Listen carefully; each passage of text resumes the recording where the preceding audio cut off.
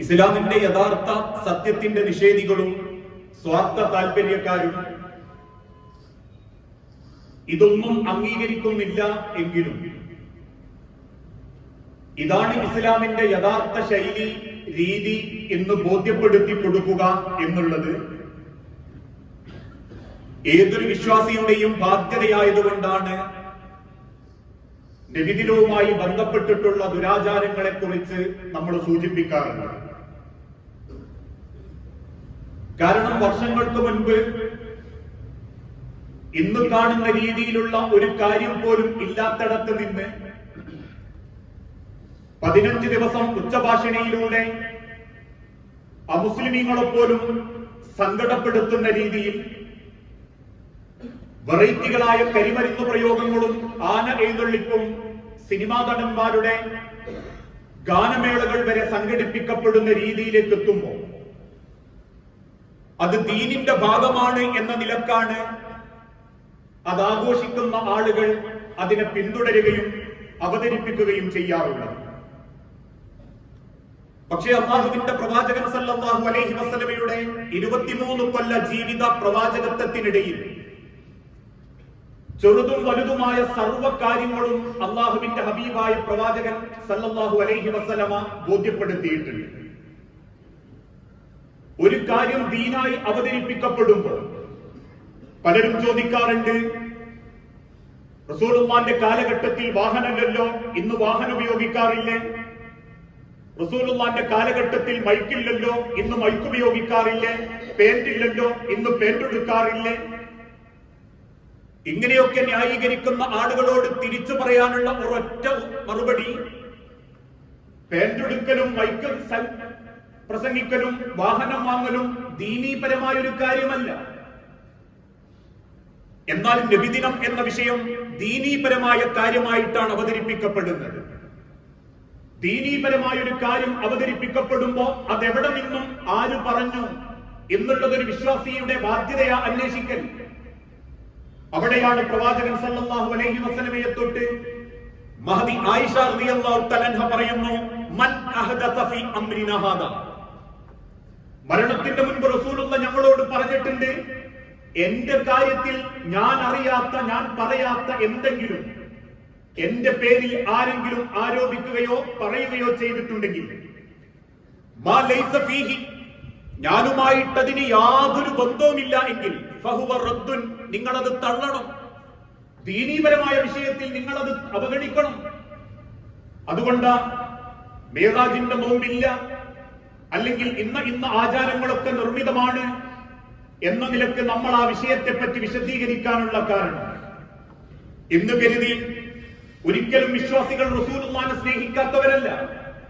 ഇന്ന് ലോകത്ത് മറ്റെന്തിനേക്കാളും അള്ളാഹുവിന്റെ റസൂലിനെ സ്നേഹിക്കുന്നവര് ചെയ്യേണ്ടത് ഒറ്റ കടമയാണ്. റസൂലുള്ള പറഞ്ഞതിനോട് ഒന്നും കൂട്ടിച്ചേർക്കാതിരിക്കുക, റസൂലുള്ളാഹി സ്വല്ലല്ലാഹു അലൈഹി വസല്ലമ പറയാത്തത് പറയാതിരിക്കുക. അതാ അള്ളാഹുവിന്റെ റസൂലിനോടുള്ള ഏറ്റവും വലിയ മഹബ്ബത്ത്, സ്നേഹം. അതുകൊണ്ടാണ് റബ്ബിന്റെ തിരുദൂതൻ പഠിപ്പിച്ചതും മൻ കദിബ അലയ്യ മുതഅമ്മിദൻ, എന്റെ പേരിൽ ആരെങ്കിലും മനഃപൂർവ്വം കള്ളം കെട്ടിച്ചമച്ചാൽ ഫൽയതമഖഅ മഖഅദഹു ഫിന്നാർ, അവന്റെ ഇരിപ്പിടം അവൻ നരകത്തിൽ ഉറപ്പിച്ചുകൊള്ളട്ടെ. ഇന്ന വിഷയത്തിൽ എനിക്കറിവില്ലെങ്കിൽ അറിവില്ല എന്ന് പറയുകയല്ലാതെ അള്ളാഹുവിന്റെ റസൂലുള്ളത് പറഞ്ഞിട്ടുണ്ട്, ഇങ്ങനെയുണ്ട് എന്നേതെങ്കിലും കുറെ ബ്ലോഗർമാരും പറയുന്നതിനനുസരിച്ചിട്ടല്ല കാര്യം. അള്ളാഹുവിന്റെ റസൂലുള്ള വിഷയത്തെ പറ്റി പറഞ്ഞിട്ടില്ലെങ്കിൽ കെട്ടി നിർമ്മിക്കപ്പെട്ടവരൊക്കെ റബ്ബിന്റെ നരകത്തിൽ സീറ്റുറപ്പിക്കട്ടെ എന്ന് റസൂലുള്ളാഹി സ്വല്ലല്ലാഹു അലൈഹി വസല്ലം ഓർമ്മപ്പെടുത്തുന്നു. ഈ പറഞ്ഞതിന്റെ അർത്ഥം ഒരിക്കലും നമ്മൾ അള്ളാഹുവിന്റെ റസൂലുള്ളാഹി സ്വല്ലല്ലാഹു അലൈഹി വസല്ലമയെ ചെറുതായി കാണുന്നില്ല. നമ്മൾക്കില്ലാത്ത, ലോകത്ത് പലർക്കുമില്ലാത്ത ഒരുപാട് ശ്രേഷ്ഠതകൾ അള്ളാഹുവിന്റെ ഹബീബായ നിമിത്തങ്ങൾക്ക് അള്ളാഹു തആല കൊടുത്തിട്ടുണ്ട്. ആദ്യമായി സ്വർഗത്തിൽ പ്രവേശിക്കുന്നത് അള്ളാഹുവിന്റെ പ്രവാചകൻ മുഹമ്മദ് നബി സല്ലല്ലാഹു അലൈഹി വസല്ലമയാണ്. വഅന അവ്വലു മൻ യഖറഉ ബാബുൽ ജന്ന, സ്വർഗത്തിന്റെ വാതിലുകൾ തുറക്കപ്പെടുമ്പോൾ ആ വാതിലിലൂടെ ആദ്യമായി അകത്ത് കയറുന്നത് ഞാനായിരിക്കുമെന്ന് അള്ളാഹുവിന്റെ ഹബീബായ നബി തങ്ങൾ പറഞ്ഞിട്ടുണ്ടെങ്കിൽ അത് റബ്ബ് അദ്ദേഹത്തിന് വകവെച്ചു കൊടുത്ത ശ്രേഷ്ഠതയാണ്. അതോടൊപ്പം തന്നെ അള്ളാഹുവിന്റെ സ്വർഗത്തിലെ വസീല എന്ന പദവിയും അല്ലാഹു റസൂലുള്ളാഹിയെ കൊടുത്തിട്ടുള്ളൂ. എന്താണ് വസീല എന്ന ചോദ്യത്തിന് തിരുദൂതൻ തിരിച്ചു പറഞ്ഞു, അഅ്ലാ ദറജത്തിൻ ഫിൽ ജന്ന, സ്വർഗ്ഗത്തിലെ വലിയൊരു പദവിയാണത്. അല്ലാഹുവിന്റെ സ്വർഗ്ഗം എന്ന ലോകത്ത് ഈ ദുനിയാവിന്റെ ഏറ്റവും ഉന്നത സ്ഥാനത്ത് ആര് എന്ന് നമുക്ക് നിശ്ചയിക്കാൻ പറ്റുന്നില്ല. കാരണം ദുനിയാവ് റബ്ബ് സൃഷ്ടിക്കുകയും നിയന്ത്രിക്കുകയും ചെയ്യുന്നതാണ്. എങ്കിൽ അല്ലാഹുവിന്റെ സ്വർഗ്ഗത്തിലെ ഏറ്റവും ഉന്നതമായ പദവി ലാ യനാലുഹാ ഇല്ലാ റജുലുൻ വാഹിദ്, ഒരാളുകൾക്കും അല്ലാഹു തആല അത് കൊടുക്കില്ല, അല്ലാഹുവിന്റെ ഹബീബിനല്ലാതെ. ആ റസൂലുള്ളാഹിക്ക് അത് കിട്ടാൻ വേണ്ടിയ ഓരോ വക്തിന്റെ അത്തഹിയ്യാത്തിലും നമ്മളത് ചോദിക്കുന്നതും അല്ലെങ്കിൽ ബാങ്കിന് ശേഷം അല്ലാഹുവിന്റെ റസൂലിന്റെ പേരിൽ പറയുന്നത് വആത്തി മുഹമ്മദൻ വസീലത്തൻ ഫളീലത്തൻ, റബ്ബേ നീ ആ പ്രവാചകന് ആ വസീല എന്ന പദവി കൊടുക്കണം. അല്ലാഹുവിന്റെ സ്വർഗ്ഗത്തിലെ അമ്പിയാക്കളുടെ നേതാവ് മുഹമ്മദ് നബി സല്ലല്ലാഹു അലൈഹി വസല്ലമയെ ഉലുൽ അസ്മിൽ നിശ്ചയിക്കപ്പെട്ട 5 ദൃഢമനസ്കരായ പ്രവാചകന്മാരിൽ ഒന്നാം സ്ഥാനത്തുള്ളത് ഹബീബായ മുത്തുനബി സല്ലല്ലാഹു അലൈഹി വസല്ലമയാണ്. അല്ലാഹുവിന്റെ റസൂലിന്റെ ശരീര സൗന്ദര്യം ഇന്ന് ലോകത്തൊരാൾക്കും കിട്ടിയിട്ടില്ല. യൂസുഫ് നബി അലൈഹിസ്സലാത്തു വസ്സലാമയേക്കാൾ സൗന്ദര്യമുണ്ട്. അദ്ദേഹത്തിന്റെ പൂവേലിയിൽ മാർദ്ദവത്വമുള്ള അങ്ങേയറ്റം സന്തോഷമുണ്ടാക്കുന്ന ശരീരത്തിന്റെ ഘടനയുണ്ട്. അദ്ദേഹത്തിന്റെ ശരീരത്തിന് വേണ്ടി പടച്ച റബ്ബ് കൊടുത്ത ഒരുപാട് ശ്രേഷ്ഠതകളുണ്ട്. അതിനേക്കാളേറെ റബ്ബ് കൊടുത്ത മോചിസത്ത് അല്ലാഹുവിന്റെ ഖുർആൻ, അല്ലാഹുവിന്റെ അനുമതി പ്രകാരം കിട്ടിയ കറാമത്തുകൾ, ഇങ്ങനെ പവിത്രമാക്കപ്പെട്ട ഒരുപാട് ശ്രേഷ്ഠതകൾ ഹബീബായ നബി തങ്ങൾക്കുണ്ട്. ആമന്നാ, നമ്മളത് വിശ്വസിക്കുന്നുണ്ട്. ഒരിക്കലും റസൂലുള്ളാഹ് നമ്മളെപ്പോലെ സാധാരണക്കാരൻ ഒരു മനുഷ്യൻ, നമ്മളെപ്പോലെയുള്ള ഒരു മനുഷ്യൻ എന്ന് വിശ്വസിക്കാനേ പാടില്ല. അല്ലാഹു തെരഞ്ഞെടുക്കുകയും പാപമുക്തനാക്കുകയും ചെറുപ്പത്തിൽ പൈശാചികത്വം നീക്കം ചെയ്യുകയും ജീവിതത്തിന്റെ പരീക്ഷണ ഘട്ടങ്ങളിലൂടെ ഈ ലോകത്ത് തെരഞ്ഞെടുക്കപ്പെട്ട ഏറ്റവും വലിയ അഷ്റഫുൽ ഖൽഖാണ്, ജനങ്ങളിലെ ഏറ്റവും നല്ല സൃഷ്ടിയാണ് ത്വഹ മുഹമ്മദ് മുസ്തഫ റസൂലുള്ളാഹി സല്ലല്ലാഹു അലൈഹി വസല്ലം. ആ റസൂലിനെ അങ്ങനെ മനസ്സിലാക്കുന്നതോടൊപ്പം ആ പ്രവാചകൻ സല്ലല്ലാഹു അലൈഹി വസല്ലമയിൽ നമ്മൾ ആകർഷിക്കപ്പെടേണ്ടത് റസൂലുള്ളാഹിന്റെ ഏതെങ്കിലും ഒരു മുടിയുടെയോ രോമത്തിന്റെയോ പേരിലല്ല. ആ റസൂലുള്ളാഹിനെ നമ്മൾ സ്വീകരിക്കേണ്ടതും പ്രവാചകൻ സല്ലല്ലാഹു അലൈഹി വസല്ലമയിൽ നിന്ന് നമ്മൾ സ്വീകരിക്കുകയും ചെയ്യേണ്ട നിലപാട് റസൂലുള്ളാഹിന്റെ ഉറങ്ങിയ പുതപ്പ് കിട്ടലോ, റസൂലുള്ള കുടിച്ച പാത്രം കിട്ടലോ, റസൂലുള്ള കിടന്ന വിരിപ്പ് കിട്ടലോ, റസൂലുള്ളാഹിന്റെ ശരീരത്തിലെ തുപ്പല് കിട്ടലോ, റസൂലുള്ളാഹിന്റെ വിയർപ്പ് കിട്ടലോ, റസൂലിന്റെ മുടി കിട്ടിയ വെള്ളം കിട്ടലോ അല്ല റസൂലുള്ളാഹിനോടുള്ള നിലപാട്. മറിച്ച് അല്ലാഹുവിന്റെ റസൂലുള്ള പഠിപ്പിച്ചത് ലോകത്തുള്ള സർവ്വ മനുഷ്യർക്കും സ്വീകരിക്കാൻ പറ്റുന്ന നിലപാടാണ്. ഓരോ രംഗത്തും, ജീവിതത്തിന്റെ ഏതേത് രംഗങ്ങളിലും മുസ്ലിം സമൂഹത്തിന്റെ മാത്രമല്ല റസൂലിന്റെ നിലപാട്, സന്ദേശം, അള്ളാഹുവിന്റെ ഹബീബ് കൊടുത്ത സന്ദേശം ഇന്ന് ലോകത്തുള്ള സർവ്വ മനുഷ്യർക്കുമാണ്. അതുകൊണ്ട് ഏതാനും ചില ദിവസങ്ങൾക്ക് മുൻപ് കേരളക്കരയിലെ ഒരു സ്വാമിജി അദ്ദേഹത്തിന്റെ പ്രസംഗത്തിൽ പറഞ്ഞു, ഞാൻ എന്റെ വേദഗ്രന്ഥങ്ങൾ പലതും പരിശോധിച്ചു, ഉപനിഷത്തുകൾ പരിശോധിച്ചു, ഋഗ്വേദങ്ങളും സാമവേദ ഗ്രന്ഥങ്ങളും യജുർവേദ ഗ്രന്ഥങ്ങളും പരിശോധിച്ചു. പക്ഷെ അതിലൊന്നും മുഹമ്മദ് നബി പറഞ്ഞ ജീവിതത്തിന്റെ ശൈലിയില്ല. ഞാൻ എന്റെ ആശ്രമത്തിൽ ഭക്ഷണത്തെ തൊട്ട് എന്റെ അന്തേവാസികളെ നിയന്ത്രിക്കുമ്പോ ഒരു മണി കളയരുത് എന്നും ആ കളയുന്ന വറ്റ് മറ്റൊരുത്തന്റെ വിശപ്പാണെന്നും ഞാൻ അവരെ ബോധ്യപ്പെടുത്തി കൊടുക്കുന്നത് മുഹമ്മദ് നബി എന്ന ആചാര്യന്റെ വാക്കുകൾ ഉദ്ധരിച്ചാണ് എന്നും ആ ഭക്ഷണത്തിന്റെ നിയന്ത്രണത്തെ പറ്റിയോ സംസ്കാരത്തെ പറ്റിയോ ലോകത്ത് മറ്റൊരു ഗ്രന്ഥത്തിലും ദൈവീകമെന്ന് അവകാശപ്പെടുന്ന ഒരു ഗ്രന്ഥത്തിലും ആരും രേഖപ്പെടുത്തിയിട്ടില്ല എന്ന് അദ്ദേഹം സൂചിപ്പിച്ചു. ആ നിലപാടാണ് നമ്മൾ സ്വീകരിക്കേണ്ടത്. അതാണ് റസൂലുള്ളാഹിനോടുള്ള സ്നേഹം. അത് കേവലം മുസ്ലിമീങ്ങൾക്ക് മാത്രമുള്ള ഒരു ചട്ടക്കൂടല്ല, സർവ്വ മനുഷ്യർക്കും.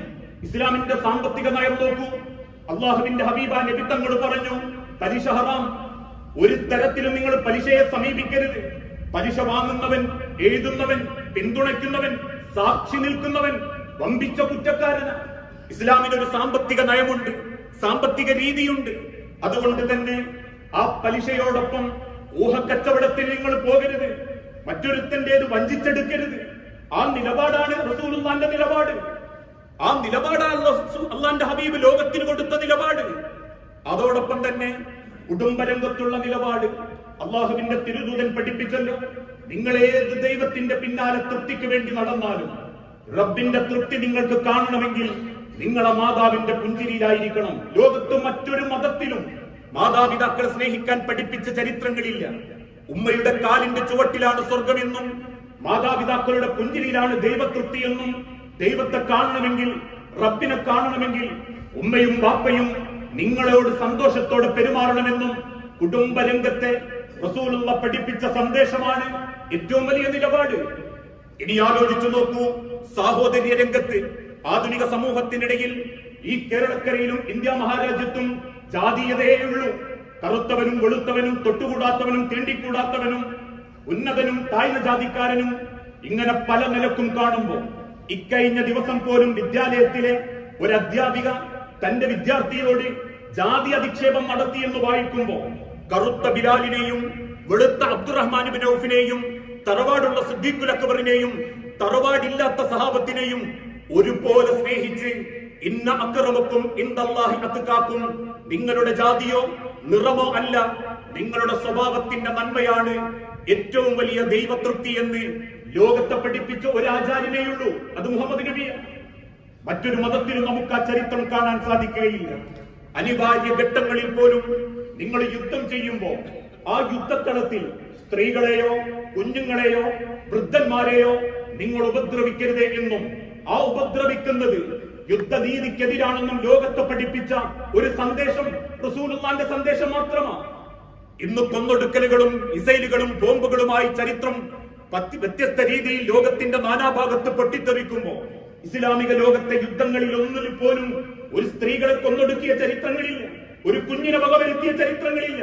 ഇപ്പോഴും പൈതലുകളെ തെരഞ്ഞുപിടിച്ച് കൊന്നൊടുക്കുന്ന ഫലസ്തീനിന്റെ തെരുവോരങ്ങളിലാവട്ടെ, മ്യാൻമാറിലാവട്ടെ, ലോകത്തിന്റെ നാനാഭാഗത്തുള്ള സാമ്രാജ്യത്വ ശക്തികളാവട്ടെ, നശിപ്പിക്കുക എന്ന ലക്ഷ്യത്തോടെ മാത്രം യുദ്ധം നടത്തുമ്പോ തന്റെ ജീവികളോട് പോലും ആ യുദ്ധക്കളത്തിൽ ജീവികളുണ്ടെങ്കിൽ ആ ജീവികളെ പോലും തുടരുതെന്ന് പഠിപ്പിച്ച സന്ദേശം അള്ളാഹുവിന്റെ റസൂലുള്ളാഹിന്റെ സന്ദേശം മാത്രമാണ്.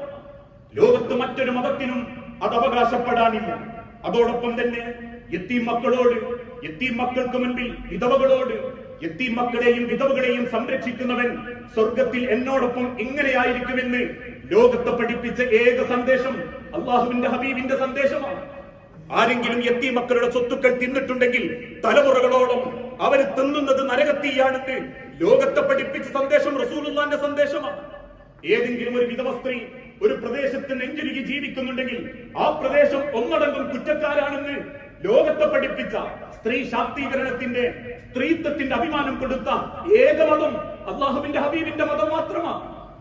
ഇങ്ങനെ റസൂലുള്ളാഹി സ്വല്ലല്ലാഹു അലൈഹി വസല്ലം കൊടുത്ത ഓരോ സന്ദേശങ്ങളും അടിമകളോട് കാരുണ്യത്തോടെ പെരുമാറണമെന്നും ആ അടിമകളോട് യജമാനത്വത്തിന്റെ മുക്ക് വെച്ച് അവളെ നിങ്ങൾ ലൈംഗികമായി ഉപയോഗിച്ചിട്ടുണ്ടെങ്കിൽ അവൾ സ്വതന്ത്രയാണെന്നും നിന്റെ സ്വത്തിൽ അവൾക്ക് അവകാശമുണ്ടെന്നും ലോകത്തെ പഠിപ്പിച്ച ഏക സന്ദേശം ഇസ്ലാം എന്ന മതം മാത്രമാണ്, റസൂലുള്ളാഹിന്റെ സന്ദേശമാണ്. അതിനേക്കാളേറെ കച്ചവടത്തിൽ മാന്യത കാണിക്കണമെന്നും വാങ്ങുന്നവനും കൊടുക്കുന്നവനും തൃപ്തി ഉണ്ടാകണമെന്നും ഒരിക്കലും അതൃപ്തിയോടെ നിങ്ങൾ കച്ചവടം നടത്തരുതെന്നും ആളെ പറ്റിക്കുന്ന കച്ചവടക്കാരോട് മദീനത്തെ തെരുവിൽ നിന്ന് എഴുന്നേറ്റ് പോടോ എന്ന് പറയുകയും ഉണങ്ങിയ ഗോതമ്പിന്റെ ഉള്ളിൽ നനഞ്ഞ ഗോതമ്പെടുത്ത് വിറ്റവനോട് വാളൂരി ഗർജിക്കുകയും ചെയ്ത ഒരു സന്ദേശമുണ്ടെങ്കിൽ കച്ചവടത്തിന്റെ നിലപാട് ഇസ്ലാമിന്റെ നിലപാടാണ്. നബിയെ, നിങ്ങളെ ഞാൻ അയച്ചിട്ടുള്ളത് ഈ ലോകത്തിന്റെ റഹ്മത്തായിക്കൊണ്ടാണ്. തൊഴിലാളികളോട് അവരുടെ വിയർപ്പ് വറ്റുന്നതിന്റെ മുൻപ് നിങ്ങൾ അവർക്ക് കൂലി കൊടുക്കണമെന്നും നിശ്ചയിക്കപ്പെട്ട കൂലിയിൽ കുറവ് വരുത്തരുതെന്നും അതിനേക്കാൾ ഭാരിച്ച പണിയെടുപ്പിച്ച് നിങ്ങൾ ആ കൂലിയിൽ വഞ്ചന കാണിക്കരുതെന്നും ലോകത്തെ പഠിപ്പിച്ചൊരു നിലപാടുണ്ടെങ്കിൽ അല്ലാഹുവിന്റെ ഹബീബിന്റെ നിലപാടാണ്. ആ നിലപാടുകളെ സ്നേഹിക്കാനാണ് എന്നും മുസ്ലിം സമുദായത്തോട് അള്ളാഹുവിന്റെ പ്രവാചകൻ സല്ലല്ലാഹു അലൈഹി വസല്ലം ഓർമ്മപ്പെടുത്തിയത്. എന്തിനേറെ മരിച്ചവരോട് കാണിക്കേണ്ട മര്യാദ പോലും, അമുസ്ലിമാണ് മരിച്ചതെങ്കിൽ പോലും എഴുന്നേറ്റ് നിന്ന് തലപ്പാവൂരി ആ മയ്യത്തിനെ ബഹുമാനിച്ച ചരിത്രം ഇസ്ലാമിന്റെ നിലപാട്. ഒരിക്കലും നിങ്ങൾ മരിച്ചവരെ പറ്റി കുറ്റം പറയരുതെന്നും അസഭ്യം പറയരുതെന്നും മരിച്ചവരുടെ കബറിങ്കൽ ചെന്ന് കാലുവെച്ച് ചവിട്ടരുതെന്നും അവർക്ക് കടബാധ്യതയുണ്ടെങ്കിൽ നാട്ടുകാരെ അവന്റെ കബറാലോചിച്ച് നിങ്ങൾ ആ ബാധ്യത വീട്ടണമെന്നും ലോകത്തെ പഠിപ്പിച്ച സംസ്കാരത്തിന്റെ ഉന്നത മൂല്യങ്ങൾ ഈ ലോകത്തിന് ഓതിക്കൊടുത്ത ഒരേ ഒരു ആചാര്യനേയുള്ളൂ, അള്ളാഹുവിന്റെ ഹബീബായ അഷ്റഫുൽ ഖൽഖ് മുഹമ്മദ് മുസ്തഫ റസൂലുള്ളാഹി സ്വല്ലല്ലാഹു അലൈഹി വസല്ലം ആ റസൂലുള്ളാഹിന്റെ നിലപാടിനെ, ആ സന്ദേശത്തെയാണ് നമ്മൾ സ്നേഹിക്കേണ്ടത്. ആ ശൈലിയെയാണ് നമ്മൾ സ്വീകരിക്കേണ്ടത്. ദീനിന്റെ കാര്യങ്ങളിൽ പോലും, നിർബന്ധ കാര്യത്തിൽ പോലും നമ്മളെ അറിഞ്ഞ് സ്നേഹിച്ച ചരിത്രം അള്ളാന്റെ ഹബീബിന്റെ ജീവിതത്തിൽ കാണാൻ സാധിക്കും. ദീനിയായ കാര്യത്തിൽ പോലും നമ്മെ സ്നേഹിച്ച അള്ളാഹുവിന്റെ ഹബീബ് 50 വക്തുള്ള നമസ്കാരം 5 വക്താക്കാൻ വേണ്ടി പല തവണ റബ്ബിന്റെ മുൻപിൽ അപേക്ഷയോടെ ചെന്നത് മുഹമ്മദ് നബി സല്ലല്ലാഹു അലൈഹി വസല്ലമയായിരുന്നു. നമസ്കരിക്കുമ്പം കൂട്ടക്കരച്ചിൽ കുട്ടികളുടേത് കേട്ടപ്പോ പെട്ടെന്ന് നമസ്കരിച്ച് സലാം വീട്ടി ആ കുഞ്ഞുങ്ങളുടെ മാതാക്കളുടെയും മനസ്സിന് തണുപ്പ് കൊടുത്തത് അള്ളാഹുവിന്റെ റസൂലായിരുന്നു. ദീനിയായ കാര്യത്തിൽ പോലും അറിഞ്ഞ് സ്നേഹിച്ചിട്ടുണ്ട് അള്ളാഹുവിന്റെ ഹബീബ്. തറാവീഹ് നമസ്കാരത്തിന് 2 ദിവസം വന്ന് 3-ാം ദിവസം വരാതായപ്പോ അന്വേഷിച്ചു തന്ന സഹാബാക്കളോട്, നിങ്ങൾ അത് നിർബന്ധിക്കുമ്പോ, വീണ്ടും ഞാനത് തുടരുമ്പോ അള്ളാഹു അത് നിർബന്ധ ബാധ്യതയാക്കി മാറ്റിക്കളഞ്ഞാൽ നമ്മൾക്കത് തുടരാൻ സാധ്യമാകുകയില്ല എന്ന് സങ്കടത്തോടെ പറഞ്ഞ് 3-ാമത്തെ ദിവസം ആ ജമാഅത്തിൽ നിന്ന്, തറാവീഹ് ജമാഅത്തിൽ നിന്ന് വരാൻ പിന്തിരിന്ന് ജനങ്ങൾക്കത് ബാധ്യതയാക്കാത്തത് അള്ളാഹുവിന്റെ റസൂലിന്റെ ആ ജനങ്ങളോടുള്ള സ്നേഹമായിരുന്നു. പരിശുദ്ധ റമദാനിൽ ലൈംഗിക ബന്ധത്തിലേർപ്പെട്ട് ആ പകലിൽ ബന്ധപ്പെട്ട ഒരു സ്വഹാബി റസൂലുള്ളാഹിന്റെ സദസ്സിൽ വന്ന് പറഞ്ഞു, റസൂലേ, ഞാൻ ബന്ധപ്പെട്ടു പോയി, എനിക്കെന്താണ് ശിക്ഷ? പുഞ്ചിരിയോട് റസൂലുള്ള തിരിച്ചു പറഞ്ഞു, സഹോദര, 2 മാസം നോമ്പ് നോൽക്കണം, അല്ലെങ്കിൽ 60 സാധുക്കൾക്ക് ഭക്ഷണം കൊടുക്കണം. കൈ മലർത്തിക്കൊണ്ട് ആ സ്വഹാബി പറഞ്ഞു, നബിയെ, എനിക്ക് 60 ദിവസം നോമ്പ് നോൽക്കാൻ പറ്റില്ല, അത്രമാത്രം എന്നെ കൊണ്ട് സാധിക്കുകയില്ല, എങ്കിൽ 60 പേർക്ക് ഭക്ഷണം കൊടുക്കണം. അദ്ദേഹം പറഞ്ഞു, റസൂലേ, പല രാത്രിയും പകലും ഞാൻ പട്ടിണിയാണ്, പച്ചവെള്ളം കുടിച്ച് നോമ്പ് നോറ്റ് പച്ചവെള്ളം കുടിച്ച് നോമ്പ് തുറക്കുന്ന ഒരാളാണ് ഞാൻ. അതുകൊണ്ട് 60 പേർക്ക് പോട്ടെ, 6 പേർക്ക് പോലും കൊടുക്കാൻ എന്റെ കയ്യിലില്ല. എങ്കിൽ സഹാബക്കളോട് റസൂലുള്ള ചോദിച്ചു, ആരെങ്കിലും ഇദ്ദേഹത്തിന്റെ ഒരു ബാധ്യത ഏറ്റെടുക്കുമോ? അല്പം സാധുക്കൾക്ക് ഭക്ഷണം കൊടുക്കാൻ ഇദ്ദേഹത്തിന്റെ ബാധ്യത ആരെങ്കിലും ഏറ്റെടുക്കുമോ? ഒരു സ്വഹാബി പറഞ്ഞു, റസൂലേ, ഞാൻ കൊടുത്തോളാം. എന്നിട്ട് അല്ലാഹുവിന്റെ ഹബീബ സ്വഹാബിയോട് പറഞ്ഞു, നിന്റെ നാട്ടിലെ ഏറ്റവും ദരിദ്രന്മാരായ ആളുകളുടെ പേരെഴുതണം. അദ്ദേഹം തിരിച്ചു പറഞ്ഞു, റസൂലേ, ഞാൻ എന്നെക്കാളും താഴെ എല്ലാ ദരിദ്രന്മാരും, എന്റെ നാട്ടിൽ ഏറ്റവും വലിയ ദരിദ്രൻ ഞാനാണ് നബിയെ, എനിക്കാദ്യം തരാൻ പറയണം. അണപ്പല്ല് കാണുമാര് പുഞ്ചിരിക്കുന്ന റസൂലുള്ള തിരിച്ചു പറഞ്ഞു, പോയിക്കോ, നിനക്ക് വിധിയല്ല. അത്രമാത്രം ജനങ്ങളെ സ്നേഹിച്ച് ജീവിച്ചിരുന്ന റസൂല്, അത്രമാത്രം ജനങ്ങളോട് ചേർന്ന ഒരു റസൂല്, അത്രമാത്രം സാഹോദര്യത്തോടെ സ്നേഹിച്ച് ജീവിച്ച ഒരു റസൂല്. എല്ലാ അമ്പിയാക്കൾക്കും ഷഫാഅത്തുണ്ടെന്നും എന്റെ ഷഫാഅത്ത് നിന്റെ ഉമ്മത്തിന് വേണ്ടി അള്ളാഹുവിന്റെ മഹിശറയിലേക്ക് ഞാൻ നീട്ടിവെച്ചതാണെന്ന് അവസാന കിടക്കത്തിൽ പോലും കണ്ണുനീരോടെ പറഞ്ഞ റസൂല്. മരണം തേടിയെത്തുന്ന സെക്കൻഡുകൾക്ക് മുൻപ് തന്റെ വീത്തപ്പന ഓരയിൽ കിടന്ന് അല്ലാഹുമ്മ ഉമ്മത്തി, അല്ലാഹുമ്മ ഉമ്മത്തി, അല്ലാഹുമ്മ ഉമ്മത്തി വബക, നെഞ്ചുപൊട്ടി, എന്റെ ജനത റബ്ബേ, എന്റെ ജനത റബ്ബേ, എന്റെ ജനതയെ നീ എന്റെ മുൻപിലും അവരുടെ മുൻപിൽ എന്നെയും നീ അപമാനിക്കരുത് എന്ന് കണ്ണീരോടെ പറയുമ്പോ ജിബ്രീൽ മുഖേന അള്ളാഹു അറിയിച്ചു കൊടുത്ത റസൂലേ, ഒരിക്കലും നിങ്ങൾ അവർക്ക് മുൻപിലോ അവരെ നിങ്ങളെ മുൻപിലോ ഞാൻ അപമാനിക്കില്ല നബിയെ, അവരോട് ശിർക്ക് ചെയ്യരുത് എന്ന് പറയണേ എന്ന് കേട്ടപ്പോ മനസ്സറിഞ്ഞ് പുഞ്ചിരിച്ച അല്ലാഹുവിന്റെ റസൂല്. ഇതെല്ലാം ലോകത്തിന്റെ റസൂലുള്ള ഈ ലോകത്തിന് കാണിച്ചു കൊടുത്ത മാതൃകകളാണ്. ജീവിതത്തിന്റെ ഓരോ സെക്കൻഡുകളിലും ആ സൃഷ്ടാവിന്റെ അടിമയായി ജീവിക്കാൻ, ആ സൃഷ്ടാവിന്റെ മുൻപിലേക്കുള്ള യാത്രയാണ് ജീവിതമെന്ന് ചിന്തിക്കാൻ, ആ ലോകത്ത് അല്ലാഹുവിന്റെ മുൻപിൽ അറിഞ്ഞ് ഏകനായി ആ അല്ലാഹുവിനെ തൃപ്തിയോടെ പ്രാർത്ഥനയോടെ റബ്ബായി അംഗീകരിച്ച് ജീവിക്കാൻ അതിനാ റസൂലുമാര് നിയോഗിക്കപ്പെട്ടത്. അതിലാ അല്ലാഹുവിന്റെ റസൂൽമാരിൽ ജനങ്ങൾക്ക് മാതൃകയുള്ളത്. ലഖദ് കാന ലക്കും ഫീ റസൂലില്ലാഹി ഉസ്വത്തുൻ ഹസന, തീർച്ചയായും നിങ്ങളുടെ പ്രവാചകന്മാരിൽ നിങ്ങൾക്ക് ഉത്തമമായ മാതൃകയുണ്ട്, ഏറ്റവും നല്ല മാതൃക. അതിനവർ നിയോഗിക്കപ്പെടാനുള്ള കാരണം പോലും ഹുവല്ലദീ ബഅസ ഫിൽ ഉമ്മീയീന റസൂലൻ മിൻഹും യത്ലു അലൈഹിം ആയാതിഹി വയുസക്കീഹിം വയുഅല്ലിമുഹുൽ കിതാബ വൽ ഹിക്മ വഇൻ കാനൂ മിൻ ഖബ്ലു ലഫീ ളലാലിൻ മുബീൻ. അവരെ അല്ലാഹു നിയോഗിച്ചത് അന്ധകാരത്തിൽ പെട്ടുപോയ ഒരു ജനതയെ സന്മാർഗത്തിലേക്ക് കൊണ്ടുവരാനാ. ആ അന്ധകാരത്തിൽ നിന്നും സന്മാർഗത്തിലേക്ക് വെളിച്ചത്തിലേക്ക് കൊണ്ടുവന്ന റസൂലിനെ നിങ്ങൾ സ്നേഹിക്കേണ്ടത് ആ അന്ധകാരത്തെ തിരിച്ചു പിടിച്ചിട്ടല്ല, ആ പണം ദൂർത്തടിച്ചിട്ടല്ല, ഇല്ലാത്ത കെട്ടുകഥകൾ ഉണ്ടാക്കിയിട്ടല്ല, റസൂലുള്ളാഹിനോട് പ്രാർത്ഥിച്ചിട്ടല്ല, മറിച്ച് റസൂലുള്ള നയിച്ച ആ വെളിച്ചത്തിലേക്ക്, ഈ പറഞ്ഞ നിലപാടിലേക്ക്, ഈ പറഞ്ഞ ശൈലിയിലേക്ക്, ആ സന്ദേശത്തിലേക്ക് മടങ്ങലാഹുബർ റസൂൽ. അതാണ് റസൂലുള്ളാഹിനോടുള്ള പ്രണയം, റസൂലുള്ളാഹിനോടുള്ള സ്നേഹം. വമാ അർസൽനാ മിൻ ഖബ്ലിക മിൻ റസൂലിൻ ഇല്ലാ നൂഹിയ ഇലൈഹി അന്നഹു ലാ ഇലാഹ ഇല്ലാ അന ഫഅബ്ദുൻ. റസൂലേ, നിങ്ങൾക്ക് മുൻപുള്ള സർവ്വ പ്രവാചകന്മാരോടും ജനങ്ങളെ ബോധ്യപ്പെടുത്താൻ ഞാൻ ഒരു കാര്യമേ പറഞ്ഞിട്ടുള്ളൂ, അള്ളാഹുവിനോട് മാത്രമേ പ്രാർത്ഥിക്കാവൂ എന്ന വാക്ക്. അള്ളാഹുവിന്റെ റസൂലിനെ സ്നേഹിക്കുന്നവരുടെ മനസ്സിൽ എന്നും കോറിയിടേണ്ട ഒരു വാക്ക്, ഏകനായ അള്ളാഹുവിനോട് മാത്രമേ പ്രാർത്ഥിക്കാവൂ, ആ റബ്ബിനെ മാത്രമേ ആരാധിക്കാവൂ. അത് പഠിപ്പിച്ച റസൂലിനോടാണ് ഇന്ന് മൗലൂദിൽ പ്രാർത്ഥന. അത് പഠിപ്പിക്കാൻ വന്ന റസൂലുള്ളാഹിനോടാണ് ഇന്ന് ഇസ്തിഗ്ഫാർ. കേരളത്തിൽ പ്രചാരത്തിലുള്ള 2 മൗലൂദുകൾ, ഇന്ത്യയിലെന്നല്ല ലോകത്തിന്റെ നാനാഭാഗത്തും ഷിയാക്കൾ കെട്ടുനിർമ്മിച്ച ഈ മൗലൂദ് കിതാബുകളിലെ വരികളുടെ അർത്ഥം പോലും എവിടെങ്കിലും വിശദീകരിക്കാറില്ല. കാരണം അതിന്റെ അർത്ഥം പരിശോധിക്കുമ്പോൾ അള്ളാഹു ഒരിക്കലും ഇഷ്ടപ്പെടാത്തതാണ് ആ മങ്കൂസ് മൗലൂദിലും ശറഹുൽ അനാം മൗലൂദുകളിലും ഉള്ളത്. ഇന്ന് പ്രചാരണത്തിൽ ഓരോ മിമ്പറുകളിൽ നിന്നും പല പള്ളിയുടെ മിനാരത്തിൽ നിന്നും കേൾക്കുന്ന മങ്കൂസ് മൗലൂദിലെ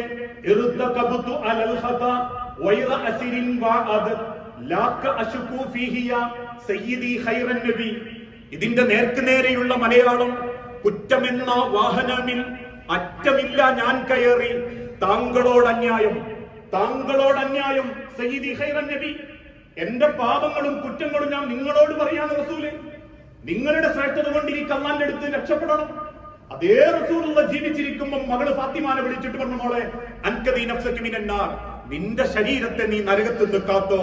മുഹമ്മദിന്റെ മകളാണെന്ന് പറഞ്ഞതിന്റെ പേരിലോ, മുഹമ്മദ് എന്ന വാപ്പ ഒരുപാട് ഇബാദത്ത് ചെയ്തു എന്ന് പറഞ്ഞതിന്റെ പേരിലോ നിനക്ക് അല്ലാന്റെ സ്വർഗത്തിൽ എത്താൻ പറ്റില്ല മോളെ. നിന്റെ പാപങ്ങളും നിന്റെ പ്രാർത്ഥനകളും നീ അള്ളാഹുവിന്റെ മുൻപിലേക്ക് ഏൽപ്പിച്ചോ. ഇന്ന് പഠിപ്പിച്ച റസൂലുള്ളാഹിനോട് പാടുന്ന ഈ പാട്ട് അത് തെറ്റാണെന്ന് വ്യാഖ്യാനിക്കപ്പെടുമ്പോ വാപ്പന വിളി കേൾക്കേണ്ടി വരും, ആക്ഷേപങ്ങൾ കേൾക്കേണ്ടി വരും. അതോടൊപ്പം ശറഹുൽ അനാം മൗലൂദുകളിലുള്ള അബ്ദുക്കൽ മിസ്കീനു യർജു ഫദ്ലകൽ ജമ്മൽ ഗഫീറു ഫികാക ദഹ്സൻ തവന്നി യാ ബശീറു യാ നദീറു. അല്ലാഹുവിന്റെ റസൂലിന് അല്ലാഹ് കൊടുത്ത 2 പേരുകളാണ്. റസൂലുള്ളാഹിക്ക് മുഹമ്മദ് അഹമ്മദ് എന്ന പേരിന് പുറമെ അള്ളാഹു കൊടുത്ത 2 പേരുണ്ട്, ബഷീറായവൻ, നദീറായവൻ. ബഷീറായവൻ എന്നതിന്റെ അർത്ഥം സന്തോഷ വാർത്ത അറിയിക്കുന്നവൻ, നദീറായവൻ എന്നതിന്റെ അർത്ഥം താക്കീത് നൽകുന്നവൻ. എങ്കിൽ ഈ ശറഹുൽ അനാം മൗലൂദിലുള്ളതോ അബ്ദൂക നബിയെ നിന്റെ അടിമ, മിസ്കീനു യർജു ഈ പാവപ്പെട്ട ഞാൻ ആഗ്രഹിക്കുന്നുണ്ട് നബിയെ, ഫദ്ലകൽ ജമ്മൽ ഗഫീറു നബിയെ നിങ്ങളുടെ ഫദ്ലുകൊണ്ട് നിന്റെ എല്ലാ പാപങ്ങളും പുറത്തു കിട്ടണം.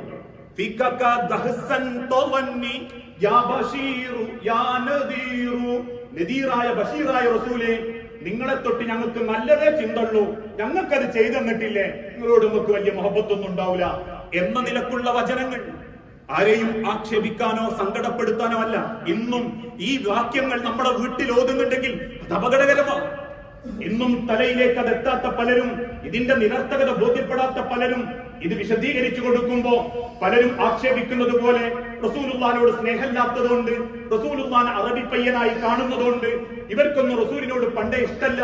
ഇതൊക്കെ ഒരു ഭാഗത്ത് ആക്ഷേപമായി കേട്ടിട്ടുണ്ടെങ്കിലും ശരി, ഇതൊക്കെ തിരിഞ്ഞിട്ടും വാപ്പ ഗൾഫൊക്കെ പോകുമ്പോഴും വീട്ടിൽ കൂടുമ്പോഴും ഉമ്മാക്ക് പ്രസവെടുക്കുമ്പോഴും പെണ്ണുങ്ങളെ പ്രസവിക്കാൻ കൂട്ടിക്കൊണ്ടുപോകുമ്പോഴും നമ്മളെ വീട്ടിൽ മൗലൂദ് നടക്കുന്നുണ്ടെങ്കിൽ അത് അള്ളാന്റെ തൃപ്തിയല്ല, അള്ളാഹുവിന്റെ ഏറ്റവും വലിയ ശത്രുപക്ഷത്താവാനുള്ള വചനങ്ങളാണ്.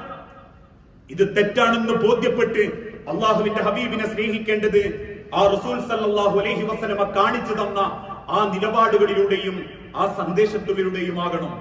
ആ സന്ദേശമാണ് ഹുബ്ബുർ റസൂൽ. അങ്ങനെ റസൂലുള്ളാഹി സല്ലല്ലാഹു അലൈഹി വസല്ലമയെ സ്നേഹിക്കാൻ മനസ്സ് പാകപ്പെടുന്ന യഥാർത്ഥ മുത്തഖീങ്ങളിലും മുഅ്മിനീങ്ങളിലും അള്ളാഹു നമ്മളെ എല്ലാവരെയും ഉൾപ്പെടുത്തി അനുഗ്രഹിക്കുമാറാകണം.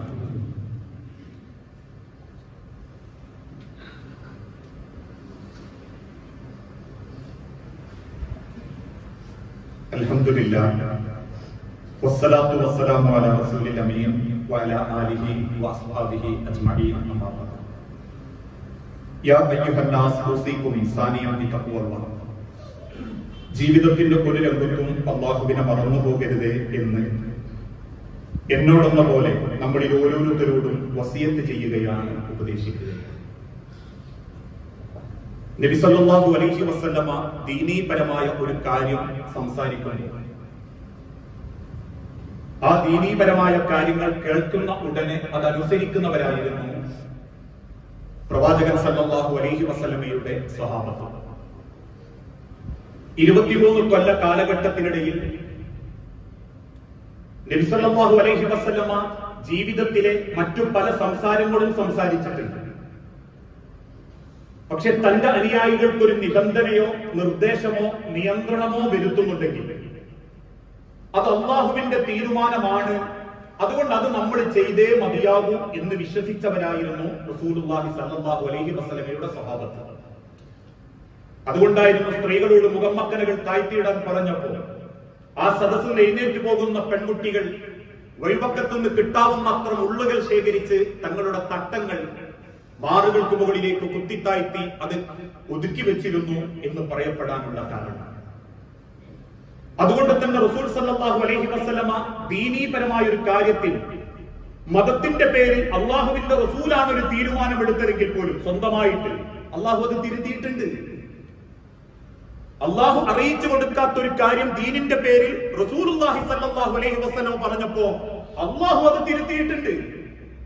ഒരിക്കൽ തന്റെ ഒരു ഭാര്യയുടെ വീട്ടിൽ നിന്നും നബി സല്ലല്ലാഹു അലൈഹി വസല്ലമക്ക് തേനും പാലും ചേർത്ത ഒരു പാനീയം കുടിക്കാൻ കിട്ടി. സന്തോഷത്തോടെ റസൂലുള്ളാഹി സ്വല്ലല്ലാഹു അലൈഹി വസല്ലം അത് കുടിച്ചു. അത് കുടിച്ചതിന് ശേഷമാണ് മറ്റുള്ള ഭാര്യമാരുടെ അരികിലേക്ക് ചെല്ലുന്നത്. എന്തുകൊണ്ടോ അതിന്റെ ഗന്ധം അവർക്ക് ഇഷ്ടമായില്ല. ഉടനെ തന്നെ അവർ പരാതി പറഞ്ഞു, റസൂലേ, ആ മണം അത് ഞങ്ങൾക്ക് പിടിക്കുന്നില്ല. അത് കേട്ടപ്പോൾ നബി സല്ലല്ലാഹു അലൈഹി വസല്ലം ആ പെൺകുട്ടികൾ അതല്ലെങ്കിൽ ഭാര്യമാരും സഹാബത്തും കേൾക്കെ പറഞ്ഞു, ഇനി മുതൽ തേൻ കുടിക്കാൻ പാടില്ല, തേൻ ഉപയോഗിക്കാൻ പാടില്ല. നിമിഷ നേരം കൊണ്ട് ജിബ്രീൽ അലൈഹിസ്സലാത്തു വസ്സലാം വന്നു.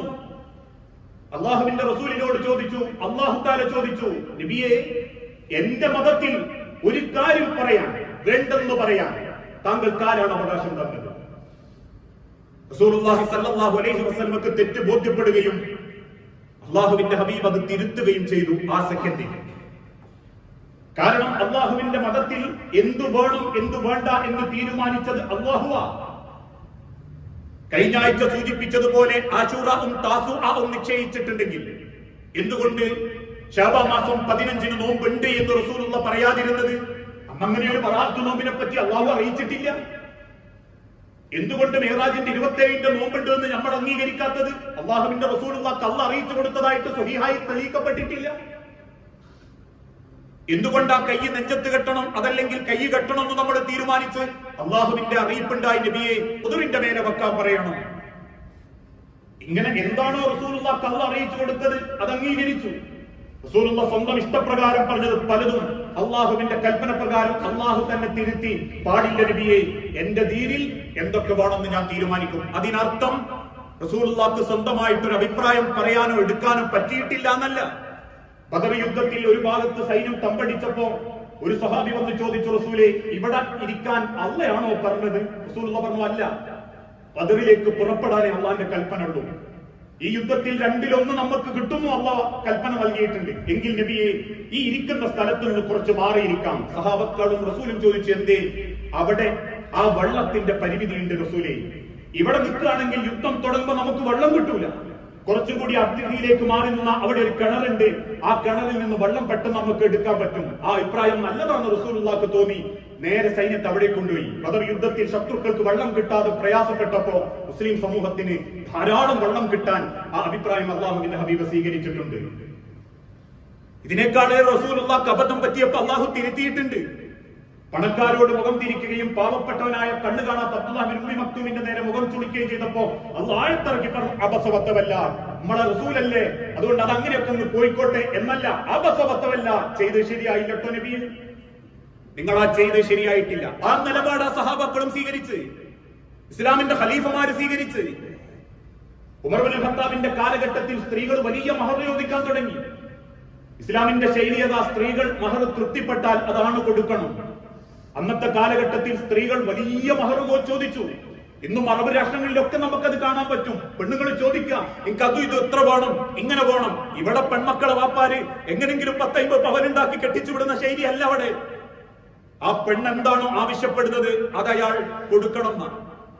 ചില പെണ്ണുങ്ങൾ ഭാരിച്ചത് ചോദിച്ചപ്പോ ഉമർ റളിയല്ലാഹുവിന്റെ ഭരണകാലത്തിൽ ഉമർ റളിയല്ലാഹു അൻഹു ആ കൽപ്പനയിലൂടെ തിരുത്തി, അത് ചെയ്യാൻ പാടില്ല. ആണുങ്ങൾ എന്തെങ്കിലും ഒന്ന് തരും, നിങ്ങൾ അതിൽ തൃപ്തരാവണം. മുഴുവൻ സ്ത്രീകളും സമ്മേളിച്ച് ഉമർ ബിൻ ഖത്താബിന്റെ മുൻപിലെത്തി. അദ്ദേഹത്തിന്റെ വീട്ടിന്റെ മദീനത്തെ പള്ളിയിൽ വന്ന് ചോദിച്ചു, ഉമർ, അള്ളാഹുവിന്റെ റസൂല് പഠിപ്പിച്ച, അള്ളാഹ് കൽപ്പിച്ച ഒരു വിഷയത്തിൽ സ്വന്തം താല്പര്യപ്രകാരം ആ വിധി വരുത്താൻ താങ്കൾക്ക് ആരാ അവകാശം തന്നത്? ഉമർ റളിയല്ലാഹു അൻഹു വിധി തിരുത്തി. അന്ന് 21 രാജ്യങ്ങളെ ഏകോപിപ്പിച്ച് ഭരിക്കുന്ന അൾട്ടിമേറ്റ് ഭരണാധികാരിയാണ് ഉമർ റളിയല്ലാഹു അൻഹു. ഇസ്ലാമിന്റെ ശൈലിയും നിലപാടും അങ്ങനെയാണ്. അതാർക്കെങ്കിലും വേണ്ടിയിട്ടോ, കുറച്ച് മാസക്കാർക്ക് വേണ്ടിയിട്ടോ, കുറച്ച് സാമ്പത്തിക നേട്ടമുണ്ടാക്കുന്നവർക്ക് വേണ്ടിയോ റസൂലുള്ളാഹിനെ കുരുതി കൊടുക്കല്ലേ എന്ന് പറയുമ്പോൾ ആക്ഷേപങ്ങളും പരിഹാസങ്ങളും സ്വാഭാവിക. എന്ന് കരുതി മിണ്ടാതിരിക്കാനല്ല, നാളെ പടച്ചറബിന്റെ കോടതിയിൽ മുൻനിർത്തി ചോദ്യം ചെയ്യപ്പെടുമ്പോ ഞാൻ അറിഞ്ഞ സത്യം ഞാൻ അറിയിച്ചിട്ടുണ്ട് റബ്ബേ എന്ന് പറയാൻ സ്വന്തം വീട്ടിൽ കൂടെ കിടക്കുന്ന പെണ്ണിനോടെങ്കിലും നമുക്ക് പറ്റിയിട്ടില്ലേ? ഈ കേൾവി പോലും ചോദ്യം ചെയ്യപ്പെടുന്ന ഒരു ദിനം വരാനുണ്ട് എന്ന തിരിച്ചറിവ് ഓരോരുത്തർക്കും ഉണ്ടാകണം. അള്ളാഹുവിന്റെ ദീനിനെ ഹൃദയം കൊണ്ട് സ്വീകരിക്കുന്ന യഥാർത്ഥ മുത്തഖീങ്ങളിൽ നമ്മളെ എല്ലാവരെയും അള്ളാഹു ഉൾപ്പെടുത്തി അനുഗ്രഹിക്കുമാറാകട്ടെ. അറിഞ്ഞും അറിയാതെയും ഒരുപാട് പാപങ്ങൾ പറ്റിപ്പോകുന്നുണ്ട് റബ്ബേ. എല്ലാം വിട്ടുപുറത്തു മാപ്പാക്കി നിന്റെ സ്വർഗത്തിൽ ഇതേ രൂപത്തിൽ നീ ഞങ്ങളെ ഒരുമിപ്പിച്ചു കൂട്ടാനുണ്ട്. അള്ളാഹുവെ, മക്കളില്ലാതെ പരീക്ഷിക്കപ്പെടുന്ന ഇണകൾക്ക് മക്കളെന്ന അനുഗ്രഹം നൽകി ഓരോ കുടുംബങ്ങളോടും നീ കാരുണ്യം കാണിക്കണം.